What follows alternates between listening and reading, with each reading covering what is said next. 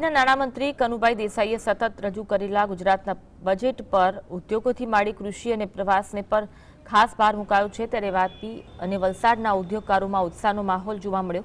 વાપીના ઉદ્યોગપતિઓએ બજેટને આવકાર્યું। ખુદ નાણામંત્રી કનુભાઈ દેસાઈ વલસાડના પારડીના ધારાસભ્ય છે અને ઉદ્યોગો સાથે પણ સંકળાયેલા છે।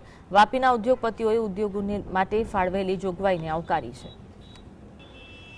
25 જેટલી જીઆઈડીસીને સ્માર્ટ જીઆઈડીસી બનાવવાનું અને 5 જેવા નવા સ્માર્ટ જીઆઈડીસી ડેવલપ કરવાનું અને 120 મિની જીઆઈડીસીને નવીનીકરણ કરવાનું કાર્ય હાથમાં લીધું છે। ત્યારે ઉદ્યોગો માટે આ એક મહત્વનું પગલું છે। કેમેક્સિલ કરીને કેમિકલ પ્રમોશન કાઉન્સિલ જેવી આખા ઇન્ડિયાની જે એક સંસ્થા છે એની સામે એમણે અત્યારે ગુજરાત માટે ખાસ ગુજરાત એક્સપોર્ટ પ્રમોશન કાઉન્સિલની સ્થાપના કરવાનું જાહેર કર્યું છે કે જેનાથી ગુજરાતના જે ઇન્ડિયાનો 26%નો ફાળો ધરાવે છે ગુજરાત સ્ટેટ એક્સપોર્ટમાં ઇન્ડિયાના, એના માટે ઘણું બૂમિંગ છે અને